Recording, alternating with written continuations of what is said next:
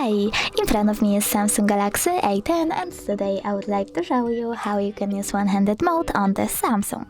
Start by accessing settings and scrolling down right away.